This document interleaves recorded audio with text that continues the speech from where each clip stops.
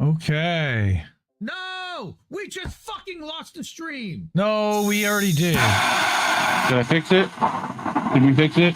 I think you did, at least for now. We rebooted the internet. Nice. We're coming back. We're back, baby. Had to weld together the fiber optic again. Yes, take two. Thank you, Vicky. Thanks for coming back. Lily, what happened was my internet. Tell your friends, go get them in here. I wish I knew. Chat, go wrangle chat. I probably have too many like windows up that are streaming the thing, but that's download speed. This was upload speed that kills my streams. And who knows? We know about We'll figure it out. Yep. Something's up.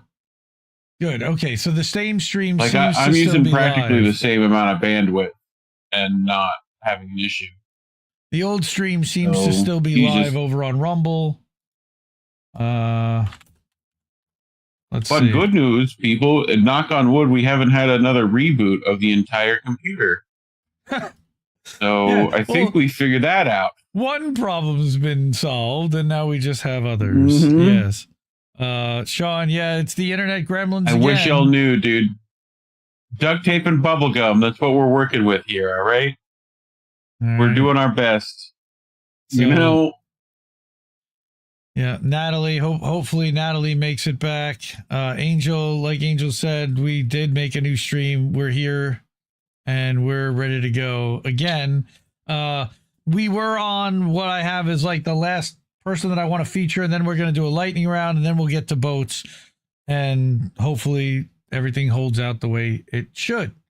All right. Yeah, fuck it. We got time. All right. So I did want to cover this story by my friend, The Dissident. And The Dissident, again, is a co-founder of INN, and he's one of the original people that Reef and I turned to with the original idea of having writers write original stories that we then cover on our network that really nobody else is talking about because they're network exclusives, and showcasing those writers and kind of an ecosystem that supports the live streams with original articles.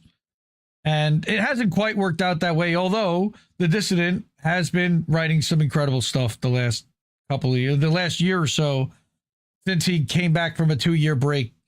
And he's been really on it this week. So I wanted to bring a few of his articles with some supporting stuff behind it, and talking about that. So one of the big stories that happened last week, and it happened as we were going live, I think, or the day before we went live. I already had the rundown set for the show, but that 31 journalists were murdered in Yemen by Israel. And we know that Israel loves murdering journalists. Israel loves murdering healthcare workers, anyone that could possibly support an infrastructure that might oppose what they're doing in stealing the land and murdering others. So what do they have to do? They have to kill those people. So what The Dissident writes is that during Israel's recent bombing of Yemen's capital, Sana'a, they committed the single most deadly massacre of journalists in history, a story that went completely ignored in mainstream corporate-controlled media. Press TV's Youssef Ramazani reports that last Wednesday, Israel targeted the Al Yaman and 26 September newspapers based in Sana'a. As Ramazani notes, quote, a total of 58 people were killed in that attack, including 32 journalists and media professionals, making it the single deadliest attack on journalists ever recorded. Among the martyrs were well-known reporters, and here is a list of 30 journalists and media figures killed in the strike. Okay, I'm not going to list all the names, but they're here. And it's a damn shame that they were all murdered. Journalism is not a crime. Journalism should not be a death sentence. All right. As antiwar.com reported. Indie Media Award honoree antiwar.com. Quote, the Yemeni Journalists Union said that it strongly condemns this heinous war crime committed by the brutal Israeli aggression on Wednesday, September 10th, through its direct targeting of the offices of 26 September newspaper, an Al Yemen newspaper in the capital. Something else happened on September 10th. Remember that? Another big thing that everybody in our country is distracted with and yelling at each other about still. The Forum of Palestinian Journalists also condemned the massacre, writing, quote, Forum of Palestinian Journalists vehemently condemned the Israeli occupation army's bombing of the headquarters of 2 Yemeni newspapers, which resulted in the death and injury of many journalists and civilians. Yep.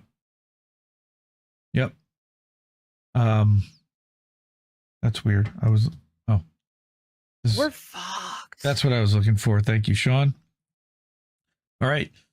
The press release noted that the forum connected the bombing of the Yemeni press with the systematic targeting of Palestinian journalists in Gaza, stressing that Israel is implementing a unified policy against Arab media to, quote, erase the truth or to set the narrative, both.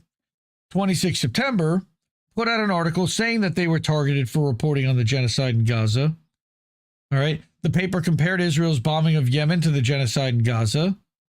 Right. The IDF has admitted to striking the newspaper headquarters, accusing them of being, quote, the headquarters of the Houthis propaganda division, the resistance militia group which has fought against the Israeli genocide in Gaza in solidarity with the Palestinians. They've done more to support Palestinians than just about anyone. Israel's targeting and killing of journalists in Yemen is part of its broader assault on 6 countries. Because along with its bombing of Yemen, this just last week, okay, Israel had bombed Qatar, Doha, in a strike targeting Hamas negotiators to stop that ceasefire agreement possibly from happening in Gaza. All right. They continued their genocidal assault on Gaza, killing 150 people and injuring another 540 since Monday. That was again last week. They bombed the Bekaa and Hermel districts in eastern Lebanon and carried out another drone strike near Beirut in violation of their ceasefire agreement with Hezbollah. Because ceasefire just means that you stop, not that Israel has to. They bombed several sites in Syria, including a Syrian Air Force base in Homs and a military barracks near Latakia, in order to weaken the Syrian military and expand territory further into the Israeli occupied Golan Heights. And they also bombed... And now, international news from Al Jazeera. Car bombing in Syria, yeah. 37 people killed, ooh, the people are dead. I wish that wasn't like more the reality than Al Jazeera just declared. But they also bombed the flotilla ship. You're still muted, I think, by the way. You're muted. Bombed the global Samud flotilla's ship while docked in Tunisia, which was another act of war on Tunisia. It also was an act of war on the United Kingdom, technically, because there was a British flagged ship that was attacked. This doesn't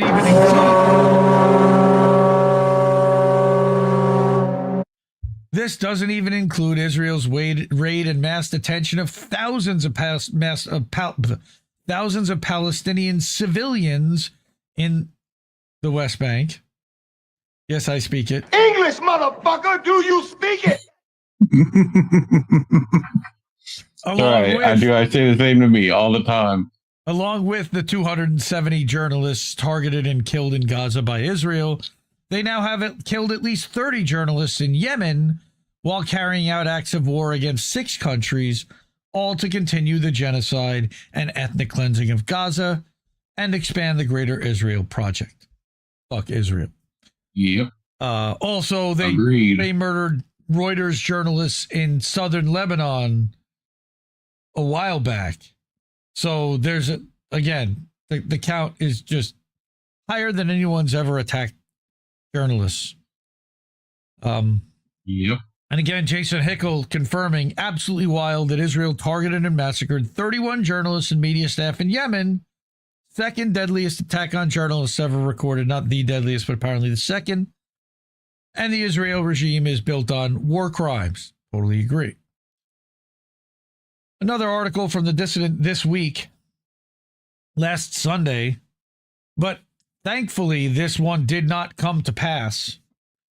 Marco Rubio was talking about and threatening to revoke the passports of Americans critical of Israel. That certainly made me sit up and take notice. Because now you're including me. And fuck you for that, little narco. So apparently that provision in whatever bill that was included to potentially give the Secretary of State the power to do that has been voted down. Thankfully. But I wanted to point out that in real time, while this was happening, the dissidents calling it out, letting people know about it so that action can be taken, protests and, people can be alerted to what's happening so it can be stopped before it becomes law instead of just a proposed bill. So thank you to him for letting people know about that. And again, he's taking this from a couple of different places there. The Intercept, we don't really like the Intercept, but they're fed stuff. And sometimes they have, they're the people that break the news. All right. Then you have who's behind this bill. What a shock. It's Brian Mast and AIPAC, right? The biggest funders behind it. Trident Capital, Carlyle Group. We talked about the Carlyle Group before. Right. Times of Israel has described him as a zealous pro-Israel Republican who's volunteered with a group that assists the Israeli army. That's the dude with the fake legs, like Lieutenant Dan. This cat, this piece of shit. Wearing his IDF uniform in the halls of Congress. He should be arrested. All right. He's garbage. We've talked about him plenty. I don't want to give him any platform. But he's the person introducing that. Oh, hi. Thanks for checking in. I'm still a piece of garbage. Yeah. But what he wants to do is point out lessons from the UK. Look at how Rubio and the Trump admin will weaponize anti-terror legislation to crack down on critics of Israel.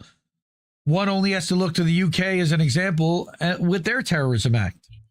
How they've been persecuting journalists and activists and grandmothers and people on disability for saying that they support Palestine action and that they oppose genocide.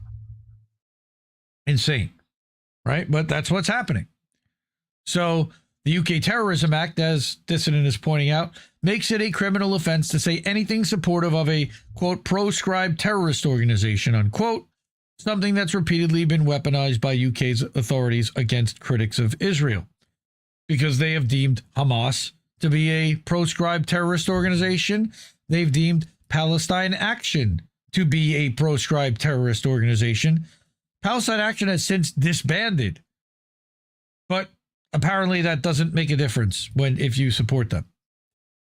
Supporting a non-existent organization is now deeming you a terrorist. In August of last year, British journalist Richard Medhurst, which we've covered extensively on this show, was arrested at London's Heathrow Airport for expressing an opinion or belief that is supportive of a proscribed organization over his reporting of critical of Israel's genocide in Gaza and overall of Israeli and Western wars in the Middle East. All right. Right, and right away. He just goes through some of the people. So there's Sarah Wilkinson and Asa Winstanley. I think we've literally talked about all these folks. Palestine Action being proscribed as a terrorist group, right? And then you've got Francesca Albanese, which they literally put sanctions against her, which is insane. Terror, terrorism, terror, terrorist, terror organization, terrorist attacks, terrorism, terrorist network, terrorist attacks, terrorist group, terrorist. Yeah. Dude, I could just go forever with that. Recapping all the people that were arrested for protesting. Here's the one where 466 people were arrested. Again, we've covered that extensively on this show, and it's nice to see this kind of recapped in a nice summary article. So if you want to tell somebody what's been happening in the UK, that's a great summary right there to be able to send.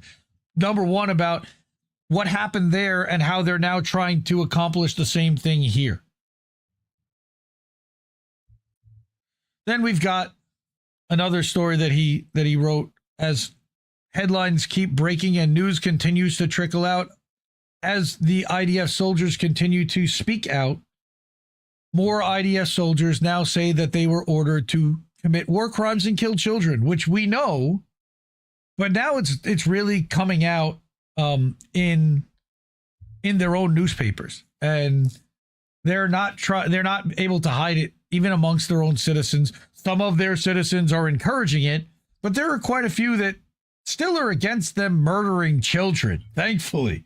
My God, like, look at how low we've set the bar when baby murder is like too much to ask for some people, not murdering babies with American weapons. Okay. So again, in a new Haaretz article, that's an Israeli newspaper, multiple IDF soldiers admit to killing children. Sure they did. But in Hebrew, the Hebrew edition of Israeli newspaper Haaretz just published an article about IDF soldiers getting PTSD from Gaza, but the article contains several admissions from IDF soldiers of killing children and committing war crimes, which were supported and encouraged by commanders. This all needs to go into the Nuremberg 2.0 tribunals. All of this. They are literally admitting it. This is testimony that needs to be heard and eventually used against these soldiers and the people who commanded them. Following orders was not anything that was acceptable at Nuremberg, and all of these people should swing. Modern problems require modern solutions. Or not so modern solutions. One IDF soldier who went by the pseudonym Yoni in the article admits to opening fire on children, saying that an IDF soldier yelled, "Terrorists, terrorists," with him saying, "We go into a frenzy," and I immediately go up with the Negev, a kind of machine gun, and start spraying, firing hundreds of bullets. Then we rushed forward. Then I realized it was a mistake, he notes. There was no terrorists there. He said, I saw bodies of children, maybe 8 or 10. I have no idea. It was all blood, full signs of gunfire. I knew it was all about me, that I had done it. Yeah, because they were all unarmed. They were children. You murdered them. Yoni went on to say to his IDF commander that his IDF commander supported the massacre of children, saying, after a few minutes, the company commander came and said coldly, as if he wasn't a human being, they entered an extermination zone. It's their fault. That's how it is in war. Another IDF soldier named in the Nahal Brigade admitted that he was repeatedly given the command to open fire on starving civilians and the so-called Gaza Humanitarian Foundation aid sites, saying that, quote, his and his friends' day starts at 3:30 a.m., accompanied by drones and armored forces. They set up a sniper position and wait. And then between 7:30 and 8:30 a.m., the trucks arrived and began unloading their contents. And in the meantime, the residents are trying to move forward to take a good place in the queue, but there's a border in front of them, and they don't notice. That's that fence that had them all penned in like cattle. We showed that picture. That's on a thumbnail that was in the intro. The paper quoted him saying, I'm sure Israel will just give them shock collars next week, and anyone who gets close to the fucking fence just gets automatically exploded. You know? Like Scanners, or what was that? Wasn't that the movie Scanners? Sure. Had a collar like Pick that? a sci-fi movie. Yeah, a little bomb collar on the outside, something like that. I mean, at this point, how is it not a fucking sci-fi dystopian prison? Again, the paper quoted this murdering war criminal saying that a line that if they cross, I can shoot them. It's like a game of cat and mouse. They try to come from a different way each time, and I'm there with the sniper rifle, and the officers are shouting at me, get off, get off. I shoot 50 to 60 bullets every day. I stopped counting X's. I have no idea how many I killed, a lot. Children, quote unquote. The IDF sniper testified that his commander ordered him to shoot at children waiting at aid sites, saying the battalion commander would scream on the radio, why don't you take it off? They're advancing toward us. It's dangerous. They're standing there with fucking machine guns, and unarmed babies, children is what's dangerous. The feeling is that we're being put in an impossible situation, and no one prepared us for it. The officers don't care about children dying. They don't care about what it does to my soul. As far as they're concerned, I'm just another tool. Yes, that's absolutely right. Mm-hmm.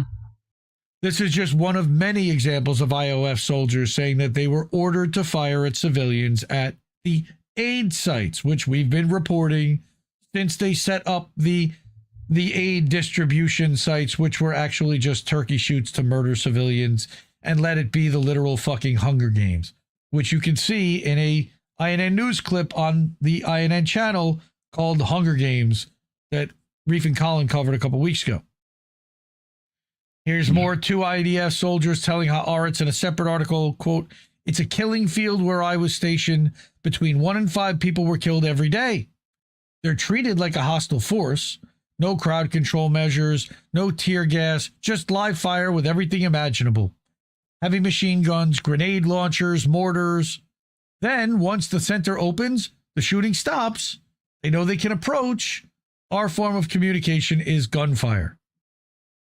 Wow. And another one said that they were at a similar event. People. We kill people because they're pests. From what we heard, more than 10 people were killed there. When we asked why they opened fire, they were told it was an order from above, and the civilians had posed a threat to the troops. I can say with certainty that the people were not close to the forces and did not endanger them. It was pointless. They were just killed for nothing. We keep seeing this testimony over and over and over again. Now, from the IDF soldiers, on top of from the Gaza Humanitarian Foundation whistleblowers like Anthony, what's his name? Begins with a T. I can't remember his last name. But he got carried out of a hearing in D.C. last week for protesting against this. Similarly, multiple IOS soldiers have described similar instances of what Yoni described, commanders creating invisible security parameters and then shooting civilians that enter them without telling them. Yeah, red light, green light, Squid Game. That's absolutely right, Steve Gill. All right. One IDF soldier who spoke to Sky News, right, said that, quote, "We have a territory that we're in, and the commands are everyone that comes inside needs to die. If they're inside, they're dangerous. You need to kill them, no matter who it is. No matter if they're starving and looking for food." Anthony Aguilar. Aguilar, that's his name. Tony Aguilar. Anthony. He does have the H. Right. All right. IOS soldier admitted it was pretty much like that. Like pretty much everyone that comes into territory, and it might be a teenager riding his bike. It's just poor people, civilians that don't really have too many choices. But the order was given to shoot everyone on sight that crossed that imaginary line. So again, shout out to the dissident on this one. This was a hard one to read. And this came out of Haaretz. But it's important that people that don't read the Israeli newspapers understand that this is what the Israeli newspapers are admitting to their own civilian population. All right.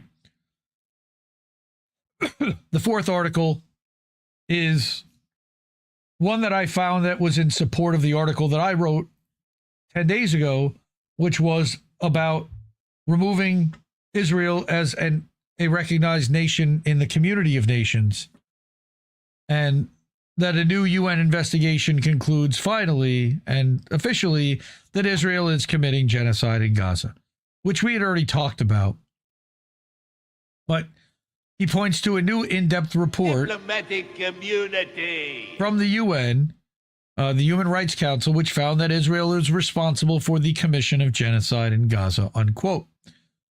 The report documented that Israel's committed 4 out of the 5 genocidal acts defined by the 1948 Convention on the Prevention and Punishment of the Crime of Genocide. So, first, the report found that Israel has committed the first genocidal act defined by the 1948 Genocide Convention, killing members of the group that they're targeting. Okay? Then we've got, and there's a ton of documentation of this. And where's the next one? All right. Causing serious bodily or mental harm to members of the group. The report notes that Israel is guilty of violating the causing serious bodily or mental harm to members of the group clause. It notes that Israel has inflicted environmental destruction in Gaza since October 7th, documenting over 60,000 destroyed structures, 20,000 severely damaged structures, 56,000 plus moderately damaged structures, and over 34,000 possibly damaged structures, for a total of over 170,000 structures, on top of all of the roads and the working hospitals and every university and school, and that they continue to blow them up when they rebuild them or try to rebuild them or create a makeshift version of it. It also noted that toxic remnants of daily explosions released into the environment, including hazardous heat and chemical reactions, pose long-term threats for generations. They're destroying the future, which is their intent. All right. Then the third thing is that they are deliberately inflicting on the group conditions of life calculated to bring about its physical destruction in whole or in part. Again, specific language. All right. That the report documents that Israel has violated the deliberately inflicting the group conditions clause section of the convention. All right.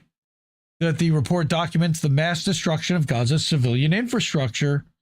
All right. The commission reviewed photos and videos showing the widespread destruction of residential complexes and entire neighborhoods in the Gaza Strip, including agricultural lands, public facilities, religious and cultural sites, schools, universities, and hospitals. Many of these locations were damaged or destroyed by airstrikes, as well as tank and artillery shells, let alone the double taps. Some were destroyed by bulldozers or controlled demolitions, rendering those areas uninhabitable by intent. A resident of Gaza City told the commission that the Israeli security forces looted everything from his house, destroyed his cars, then burned the house. Notably, Israeli soldiers have admitted to burning homes in social media posts. They're not ashamed of it. They're quite proud of it. And then we've got published reports of that. Okay. This is a really interesting, in-depth article just laying out all the receipts. Here, also as a result, the report noted that, quote, Palestinians in Gaza were forcibly transferred and forced to live in inhumane conditions, deprived of food, water, proper housing, and essential medical care. Notably, the Israeli security forces had also intentionally destroyed civilian objects that left Palestinians in Gaza without resources indispensable for their survival and heavily reliant on humanitarian aid that was wholly or substantially blocked by Israeli authorities, even though they deny it and gaslight anyone that states this. Then there's another condition where they're imposing measures intended to prevent births within the group, certainly by attacking the healthcare system, by not allowing aid in, by not allowing water so that mothers could nourish their babies, by not allowing diapers in, by not allowing sanitary products for women. Yeah, then they also destroyed all the IVF, all the embryos and sperm samples and unfertilized eggs at these IDF IVF right, facilities. Right, the incubation chambers. Right. All right. Again, this all, and then proving genocidal intent. To conclude, the report establishes genocidal intent from Israeli officials, citing the fact that as early as October 7th, Israeli officials made statements that indicated their intention to destroy Palestinians in Gaza as a group, not Hamas, Palestinians in Gaza, noting that Israeli authorities made many statements that explicitly called for vengeance, destruction, and annihilation. Of course, collective punishment. And somewhere, I'm sure, in this article mentions collective punishment being a war crime. Okay, and going back to Guy Christensen over here, actually, his link tree, if I remember correctly, his link tree has a link so that you can view. Here it is. 500 quotes by Israeli politicians with genocidal intent. So he's got that there for people to look at as well. All right. Again, genocide. Unquestionably. Fuck Israel. And fuck Israel and anyone supporting them for denying this and trying to gaslight people into denying what we see clearly with our eyes. All right. On top of the fact that they can't even count how many people they've murdered because they're buried under rubble and they had buildings collapse on them.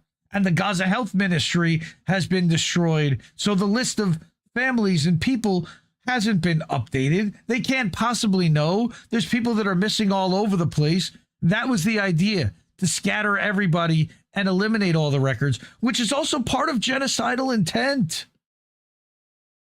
Destruction of cultural, religious, and educational structures and facilities, siege, starvation, and the blocking of humanitarian aid, targeting of the healthcare system, sexual and gender-based violence. Let's not forget about the raping of Palestinian women and men in Israeli prisons that's been happening, and direct targeting of children. All right?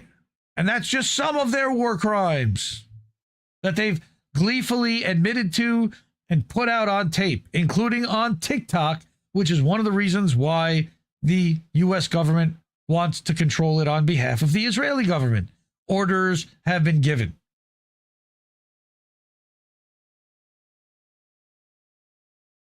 Okay. All right. So, yes, that Bibi Netanyahu decided to say that this is preposterous propaganda by the left. No, it's not. It's documented reality. It's what we've been talking about and showing on this show for 2 years. You know, and this week, we're coming up 2 weeks from now on 2 years since the October 7th prison break. And again, go back to my article about why Israel should not be allowed to exist as a country at this point, that talked about why I believe October 7th was a prison break, because these people had been held prisoner. And that wall was abandoned, allegedly, for a period of hours. It was the most monitored wall in human history, but they just happened to take all of the watch off of it for hours while this was happening? Huh. How about that? How about that? Right? They bulldozed Rachel Corrie. That's right, all one same. May she rest in power. All right? They don't give a fuck. They killed Antinur Egi, which again, Reef and Colin covered on INN News. That's a Turkish American. Yep. They murdered a Palestinian American boy, a teenager from Patterson, New Jersey. And media didn't say shit. Cory Booker didn't say shit. Right? And all of these people need to be brought up on charges, need to be brought up on trial for their support of genocide. And the UN needs to take whatever steps to decertify Israel as a country. That's really what I believe needs to happen here. Now, because of that, we're certainly not going to be remonetized or... Oh, did we just drop frames again? Really? Really, fuckers? All right. So, yep, we're dropping frames. What happened? We're dropping frames. We're counting cards. I mean, you don't need to send the stream. We're dropping frames. I don't think that's what's doing it. I'm fine. Okay, now we're back. All right. So I was going to ask people that if you're able to and of means, please support the stream. Okay. The ways to do that are a Cash App, $ Indie News Network, at co-fi.com/Indie News Network. You got paypal.me/Indie News Network. You got IndieNewsNow.com. We're actually live over there now. We still host over there. We self-host. And then we've got the Substacks, INNnewsletter.com, where we're going to be live later on tonight for boats smashing into other boats. And we're live right now at IndieMediaToday.com, or actually, you see the newest name on the board, Darren Sweeney, became a paid annual subscriber over at IndieMediaToday.com today. So thank you, Darren. I was able to get that up on the slide before we went live. And we really appreciate all the support to help us fund the media you want to see, pay our bills. We just got hit with a Canva bill last week. That was close to $300. We've got the Restream bill for almost $700 coming up later on this year. Zoom bill. And then there's the monthly subscriptions that we have. And again, this is what we need to do to be able to create content and make good shows. And, you know, Reef and Colin had a theme song made earlier, an all new look and creative. And that cost us a little bit. And we're helping Angel fund a laptop. And we also, hopefully, once we get that all paid, I'd like to do some mutual aid in the fourth quarter of this year. That would be really nice to be able to do. So, all right. So we're going to get to the lightning round. I mentioned it earlier. I talked about this article from Descent in Bloom, which is about Alligator Alcatraz, or Auschwitz, which has been ordered to be closed by the state of Florida. And because of it, that gave ICE and Homeland Security the ability or an opportunity to scatter these people and to disappear some of them potentially. So according to Descent in Bloom, and according to these reports, 1,800 men went into Alligator Alcatraz, but only 600 came out. They weren't released and they weren't deported. They simply vanished from the camp, and no one will say where they went. 800 show no record at all, like they were never even there. Another 450 are listed with no location and only the message, quote, "Call ICE for details." That's frightening, right? After August 21st, they were given 60 days to dismantle the camp. Not relocated, not released, not deported with paperwork, just disappeared. Over 1,200 human beings are simply gone. This is not a paperwork error. More than 1,200 people have gone missing from a U.S. government facility, and no one in power can say where they are? There's no records of transfer, no confirmed releases, no deportation documents, and no death certificates either. Families are calling every number they can find and getting silence. Lawyers say their clients were removed from rosters without notice, often just hours before a scheduled visit. When they ask where they went, no one answers. The detainee disappears, and so does the paper trail. ICE blames the state. Florida blames ICE. No one provides names, dates, or destinations. No public list of who went in and who came out. And meanwhile, over 1,200 people are simply gone. You don't misplace that many people by accident. You move them in secret. You delay contact just long enough and make sure that nobody outside the system can follow. This is a pattern. This is intent. This is what ICE is doing. Fuck ICE. Okay. So read the rest of this article. I'll put a link to it again in the description afterwards. But this isn't the only thing that ICE is up to. Here's something that's a little bit more important than the Jimmy Kimmel distraction narrative. Here's a free speech issue of our time. Mahmoud Khalil has been ordered to be deported to Syria or Algeria. Yep. Gross. So I don't know, I'm sure they're going to try to appeal this, but at some point he may end up sent and gone. Damn. And they want to do this to like I said, they're trying to do this to anyone that spoke out against Israel, against their genociding Palestinian people. And this guy, he was even opposed to the protesting. He was literally trying to be a mediator between the people that took over Hins Hall and the NYPD on the outside, trying to get them out of the building. He was the one person that they trusted to go inside. and now they've targeted him and they're sending him away. All right. So fuck ICE and the Trump administration for that. And you know I hate Politico, but they've got the story. All right. The third fuck ICE story is also really frightening, having to do with Chicago. Now, this is Jen Budd. Jen Budd is a Border Patrol whistleblower. She's written a book called Against the Wall, former senior patrol agent for Border Patrol turned immigrant rights activist. She uses her Substack money to help fund like water for immigrants and stuff, like water barrels. Great person, great writer. Starting to move her stuff over to Ghost because she doesn't like people on this platform. But thankfully, she hasn't completely left. Okay, but she pointed this out about a story in Chicago. All right. And this is going to have captions and you'll be able to see what's going on here. But they try to get this 19-year-old girl to make a statement. They pulled over a family, again, similar to what happened with Natalia in a way, over an illegal U-turn.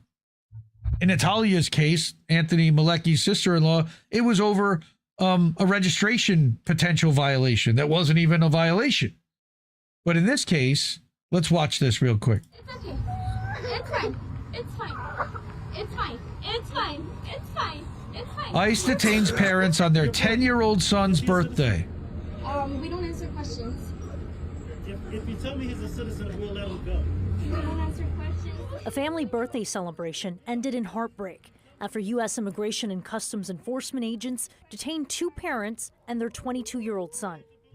The family lawyer told CNN that undocumented Mexican immigrants Constantina Ramirez and Moises Enciso and their adult son were detained outside Chicago during a traffic stop after an illegal U-turn.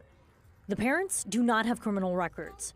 The son, who was detained and later released, has pending deferred action for childhood arrival status, or DACA. He's allowed to be here. I'm sorry, we don't answer questions.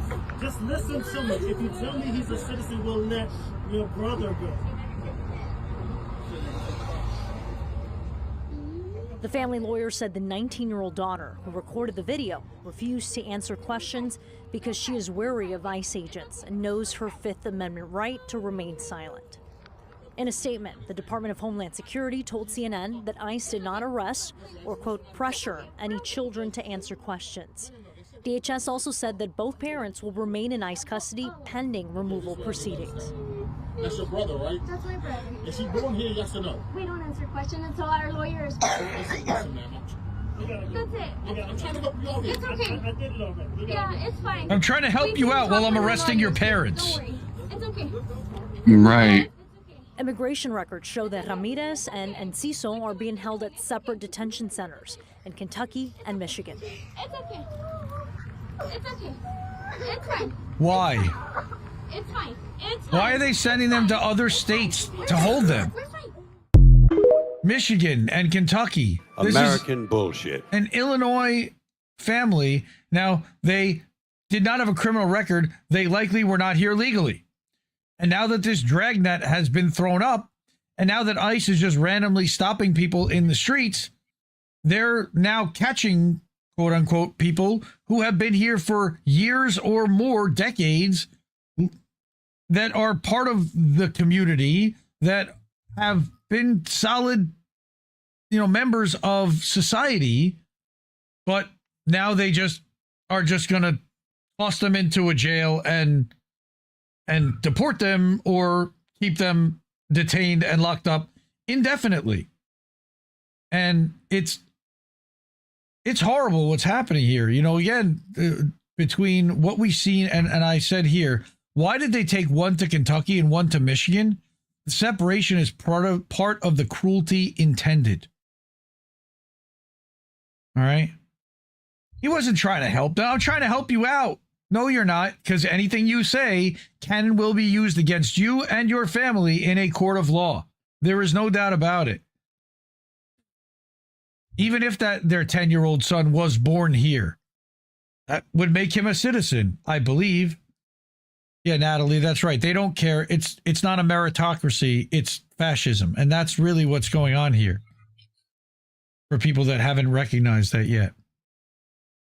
Now, get your audio ready. I'll do it. Coming to a Substack newsletter near you. This week, Kamala Harris joined Substack. And perfect. So what do? We did it, Joe. We did it. Do not come. Basically, I Do wish not we. come. I Do wish not she come. didn't. I wish she didn't come. I'm guessing that she did not write this. She's clearly, because if she wrote something of her own, it would be cringeworthy as hell. Okay, 2 of the trendings. Okay, so there's somebody wrote an article that was penned under her name. I'm not going to read it, but just the point of the corporate invasion and the mainstream invasion of Substack, in my opinion, is now complete.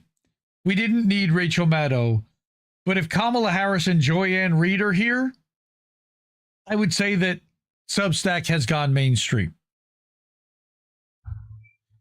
Yes, Descent in Bloom. Oh, my dear Lord Jesus. That is correct. I call myself a joyful warrior. No, I call you a drunken warrior, but that's a whole other story. Never let anyone take your joy from you. Or your alcohol. That's right.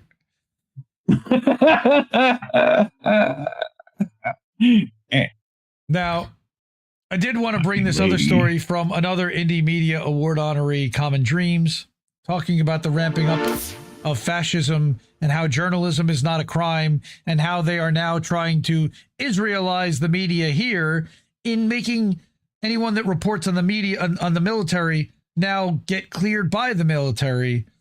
Trump's new restrictions on Pentagon reporters should alarm every American. And John Quayle, who is the managing editor over at Common Dreams, stepped out from behind his editor's desk to write this one. He doesn't write very often. Pentagon. That's correct. Pentagon. Okay. Journalists and defenders of press freedom are expressing alarm and condemnation after the Pentagon, under the command of a President Donald Trump and Secretary of War Pete Hegseth, Drunken Pete, Whiskey Pete, announced new restrictions on reporters that include pre-approval of stories that include even unclassified material and a new pledge not to publish any material without permission from government officials. How about now? New York Times, among the first to report on a 17-page memo detailing the new rules, noted how the, quote, move could drastically restrict the flow of information about the U.S. military to the public. Like they're intending. The National Press Club. Thank you. The National Press Club was quick to rebuke the restrictions as an assault on the public's right to know and fundamental journalistic freedoms, which is exactly the point. Quote, the Pentagon is now demanding that journalists sign a pledge not to obtain or report any information, even if it's unclassified, unless it's been expressly authorized by the government? This is a direct assault on independent journalism at the very place where independent scrutiny matters most, the $1 trillion a year funded U.S. military. I can't tell you that. It's classified. Here you've got Seth Stern, director of advocacy at Freedom of the Press Foundation. I've got my issues with them. Explained to the Times that the government is prohibited by law from demanding journalists surrender their right to investigate the government in exchange for access or credentials. Quote, this policy operates as a prior restraint on publication, which is considered the most serious of First Amendment violations. They don't care. They wipe their ass with the Constitution. The government cannot prohibit journalists from public information merely by claiming it's a secret or even it's a national security threat. Except that's exactly what they've been doing for 20 years, at least. All right. In comments to WAPO, Katie Fallow, Deputy Litigation Director at the Knight First Amendment Institute at Columbia University, Look, you've even got the Zionists at Columbia University, man, called the new policy part of the Trump administration's broader assault on free speech and press freedom, which it is. Any journalist, she added, who publishes only what the government authorizes is doing something other than reporting. I believe a man named Julian Assange said something similar. Yeah. All right.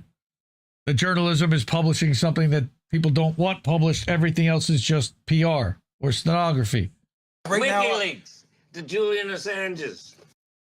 Individual journalists, including veteran reporters who've covered the Pentagon for years or decades, also chimed in. Of course, they have.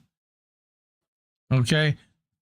Taropin said that the rule forbidding the unapproved release of unclassified material, sometimes marked with the acronym CUI, is an incredibly broad and ill-defined rule that could easily be abused. Again, that is their intent. Can't say that enough. So, again, alarming.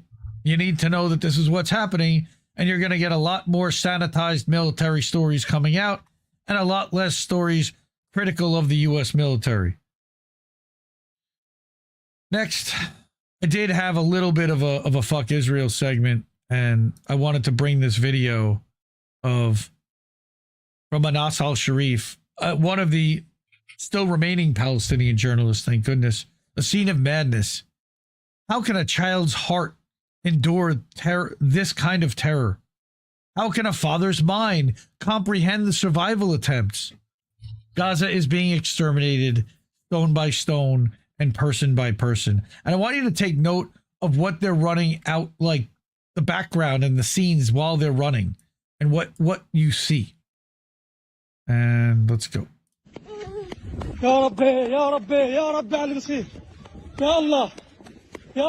Running for their lives.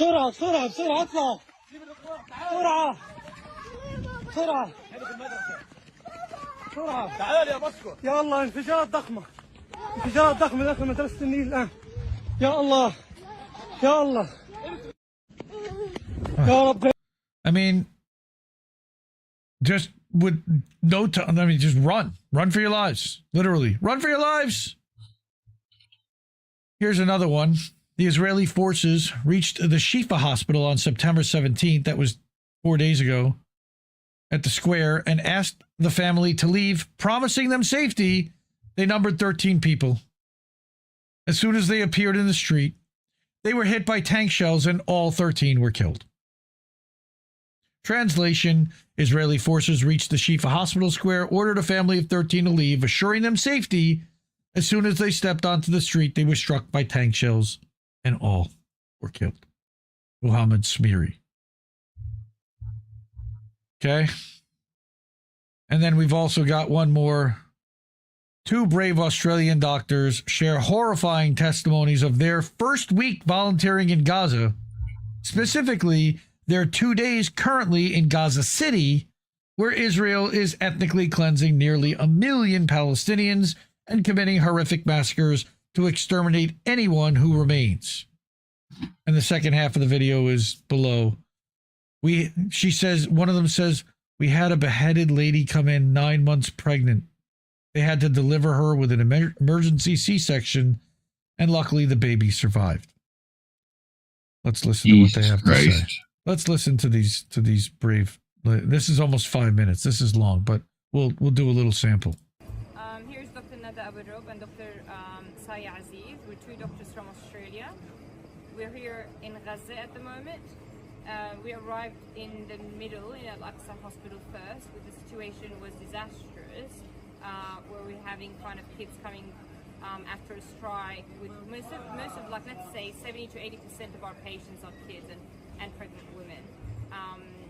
And the situation was terrible, and there was no water, no food, and people living in the hospital everywhere. It was very common for a person to be the only survivor of their family. Everyone has lost most of their family. It was very hard for us to get in, and there was a lot of restrictions. We were not allowed to bring any baby formula, any money, and the cards don't work. We are hardly surviving and hardly able to help anyone. There's no equipment. They're down to the very basics, running out of working scissors. There's no soap in the theatre room to scrub in, no gloves, nothing at all. We're treating patients on the floor, mass casualty after mass casualty. They're using all the weapons. However, when we came north to Al Shifa Hospital, it's a nightmare. It is a nightmare. We're doing this video because we know that we might die at any time, unfortunately.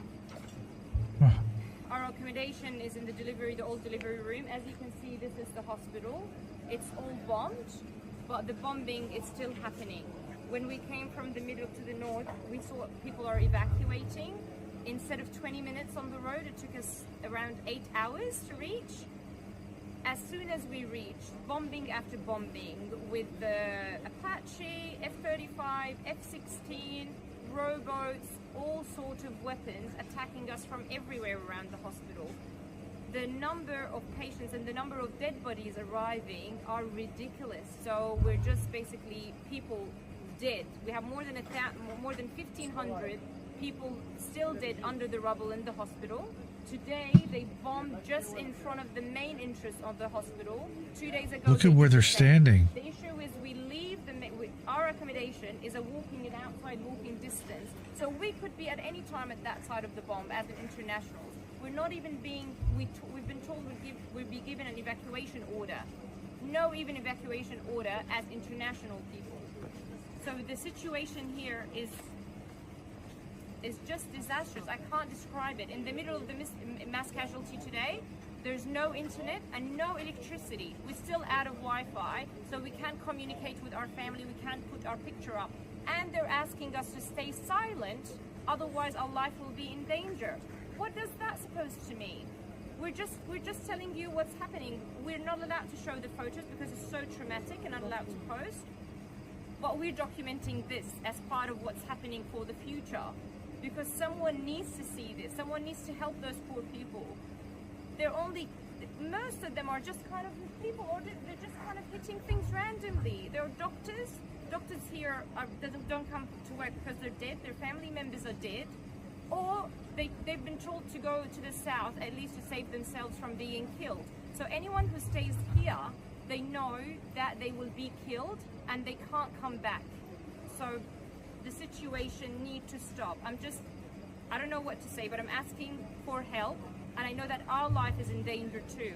So if the help was kind of coming from any part of the world, just can anyone be able to stop this terror and horror, please? Anyone, could you please stop it? People here had enough. We had enough. There's no word to describe. Not sure, sorry, Dr. Said. Hi, I'm Dr. Sayed Aziz. I'm an anaesthetist who works in Australia, and essentially I'm in a state of shock. We're in Al Shifa Hospital. We've been here a week. It took us 2 attempts to try and get up to the north to come to Al Shifa, and we thought it was devastating in Shuhada Al-Aqsa Hospital, where we spent a couple of days, and we come to Al Shifa and it is catastrophic, it's cataclysmic. I can't even begin to explain how horrific the situation is. From an anesthetic point of view, so many simple things that should be straightforward, it's just non-existent. So we have patients walking into theatre, we have patients coming in asking how. Yeah, there's the rest of it here. There's another 5 minutes. You guys have heard enough. I mean, again, brave. Again, as Pav said, these women have more balls than the entire IDF. Because they're going into harm's way, knowing they're going into harm's way, knowing that they might be killed at any moment. And all they want to do is help patch up the people that are being attacked. That's just, wow. Amazing. Fuck Israel for that too.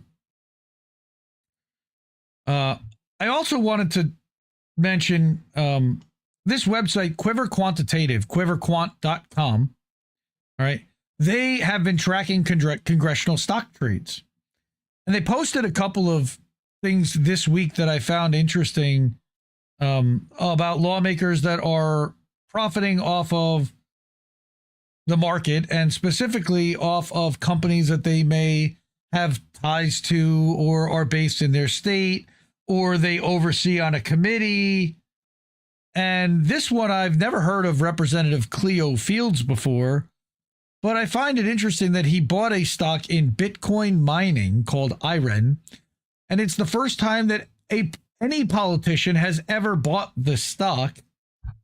And in just over 2 months, the stock's up 121%. Nobody wants to investigate. Nobody wants to ask a question. How did this guy know? And 121%, that's a nice gain. That's a nice profit in 2 months. But he ain't the only one. We've also got this guy, Tim Moore, who sits on the House Subcommittee on AI.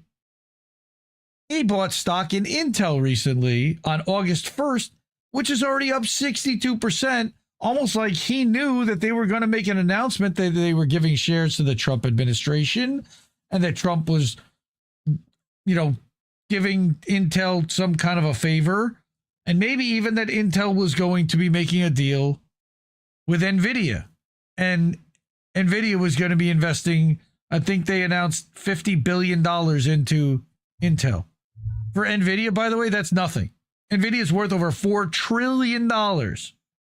So 50 billion compared to 4 trillion, it's like 0.5% of its net worth.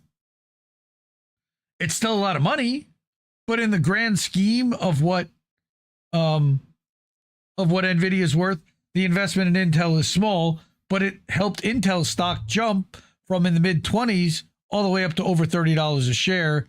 Again, this guy bought at, buy low, sell high, right? Isn't that what they tell you? So this is the day he bought when it turned green. Right when the market bottomed. What amazing timing. But of course, we can't possibly show a Quiver Quant without the reason why Quiver Quant exists in the first place. That's correct, Mastermind Hour. Nancy Pelosi. Quiver what? All right. But her NVIDIA stock's done very well. Her Visa stock's done even better. But the newest one that's gone crazy this year is an AI company called Tempest AI. And my buddy told me about them a few months ago and asked if I had invested in them. And I said, no, I had not. I hadn't even heard of it. But he apparently threw a couple of bucks in because he figured if Nancy's going to make money on it, it's probably going to do pretty well. Again, no point in saying good morning. She bought in the 30s, right? And right now it's sitting somewhere around almost 90. So you're talking about almost tripling your money. Have a good time with your Bitcoin. Since the 14th of January. And that's, again, just one stock or just one security. And by the way, their portfolio is now worth over $260 million. So one security isn't going to change a whole lot one way or another. That's a funny one. I've never heard that one before. Piglosi. Very funny, Red Angel. Thank you. Yeah. Matching her bra size. Oh, come on, man. 260 million? That's, I don't think that she's a 260 million around. That's a pretty big size. All right. But, so that was Quiver Quant. Finally, Descent in Bloom wrote an article last Saturday that she actually added me as a co-author to, because the Dominic Michael Trippi research that I had done and the article that I had published back in May was cited and included, and then she piggybacked on top of it and did her own research about Mr. Trippi. That is in the section called Not All Propagandists Are Famous, right? And she talks about him and does a little bit of more background and shows some of the things that I didn't show, like a couple of Facebook comments that had criticized him, the fact that he had a couple of DWIs, license revocations, a probation violation, and a lawsuit. All right. Now, he very famously recently, it's really interesting. He's shown as the CEO of a company called World Independent Media, I believe. World Independent News. It doesn't exist. But when Owen Schroyer left InfoWars, The next day, they announced that he would be launching a new channel under the organization, a newly launched organization, World Independent News. But the only business ever registered under that name at this point was a short-lived LLC in Oregon owned by a 78-year-old man who shut it down in 2007. That, again, further piggybacks on the research that I had done about this cat. So if you're interested in learning a little bit more about, even more about the story, go check out this article. This also talked a lot about some of the other propagandists out there. It did address the situation with Charlie Kirk, and this was written just a couple of days after that whole situation happened in Utah. Talking about how you're not immune to propaganda. Everyone is subject to it, right? The word's been beaten to death, slapped on everything from CNN to Fox News to TikToks about oat milk. But propaganda is not just old World War II posters of Hitler or grainy films from your history class. It's alive. It's happening right here, right now, shaping what you see and how you think, from your social media feed to the evening news. And of course, you were never taught to notice it. Why would America teach its children how to recognize the lies it feeds them? Why would a system hand you the tools to dismantle the disinformation that it depends on to survive? Think about it. They're never going to give you. Right. So by all means, check out that article. And then we'll do really quickly, because it's midnight, the GoFundMes. Our friend Shanda has been going through fighting small cell lung cancer, and her cancer came back recently. She posted the other day on Friday, I think, or Thursday, just a quick update. I finished 10 rounds of radiation to the legs and ribs this week. I really think it helped, but we won't know till it heals. She starts round 2 of chemo officially on Monday. This one will be much stronger. Damn it, she just got her hair to a place she liked. Girl, well, just hair. She'll go for 3 days every 21 until December 11th. She's hoping to do some live updates. Her and Oz plan on doing a big Halloween show for Beauty and the Boomer. They were live this past Saturday. So she's got goals. And being healthy enough to do a show for all of us is one of those goals, and we love her for it. Thanks for all the donations this week. It's a huge help to know she can get all the help that she needs to start another round, and couldn't do it without everyone here. So thank you to everyone. Please support Shanda in her fight. This again is a link to her GoFundMe and her latest update. And then I also wanted to shout out again Anthony Malecki, who has been fighting on behalf of his sister-in-law, Natalia. There's a GoFundMe for her. How she came to the U.S. with her daughter to pursue a better life, fleeing an abusive ex-husband in the Ukraine who threatened to kill her. Her entire family's here, and now she's being abused by a fascist police state, torturing her for the profits of the prison industrial complex. But worse, they're threatening to deport her now back to Ukraine and separate her from her child and put her child into the foster care system. So, and again, this Natalia story is here. They still need some funds to be raised. And again, I will drop the link to this campaign as well. So if anybody has some money there to be able to help, please do, because this is, like we talked about earlier, ICE is sweeping people off the streets, even if they didn't necessarily do anything wrong. If they don't have the legal documentation to be here, they're going to be put through a process where they're deported. And it's awful, even if they're doing the right things like she was. Finally, Indie News Now. I've mentioned this website a few times tonight. This is what it looks like right now. It is constantly being updated with new content, new articles, new videos as they're being published. All right, there's also a section here to keep the news free. This is where you can support us with Stripe, with a credit card, Cash App, Google Pay, anything you can think of here. You can pay there and support us, as well as the link to the merch store, which is here, and the link to watch live. So we are live here. You can actually even see the chat in a Discord server if you click on the link to here. but this is us actually live right now over at IndieNewsNow.com. It's delayed by a few seconds. So this is the website that I put a lot of time and effort into making sure this works. You can see again, it's already been updated with new content, and it's constantly updating around the clock. So bookmark IndieNewsNow.com. Come back here often, and there will be new fresh content every time you reload it, basically. And again, free to all. Website. Free to all. We don't advertise. We don't do sponsorships, and we don't run ads on here. This is not a monetized website. This originally started so I had a place to be able to do the research from all one location, but it is really helpful and useful as a website for more than me to use. I know that Reef and Colin use it to curate INN news sometimes, and that Angel has been using it more to find stories for Angel in the Afternoon. We also have this nice little handy language translator, so if you do speak a foreign language, you can translate the website, not the articles that it leads to, but at least the links and the titles and who the authors are into a bunch of different languages. So, all right, man. I'm a little spent now. I'm ready to go. I'm ready to do some boats smashing into other boats. I appreciate everyone that stuck with us after the crash midway through the stream. I thank everyone for chatting and for participating and for hanging out and for supporting independent media. And yeah, Reef, let's drop the link for boats smashing into other boats in the chats. I will do that so that it goes to all the other platforms too. And I'll drop the Rumble. I'll drop the Rumble link and let Reef do the YouTube link.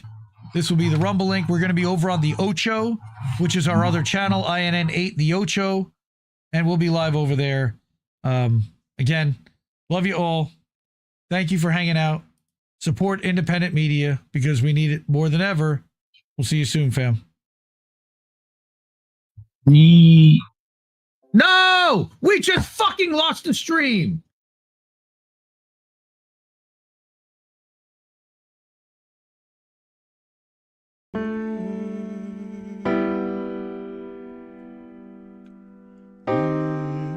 I think I liked it better being blind, when I couldn't read between the lines, and when I couldn't see the cracks in the structure that lay bare before me the whole time. I think I liked it better back when I suspended disbelief and swallowed pride. I thought I knew the difference in the red from the blue, but they both bleed us so dry. They both bleed us so dry. My favorite songs don't hit the same way. I get to the end of a 4-minute track and I'm only looking back thinking, what did they actually say? I guess this isn't such an awful place. Is that what you want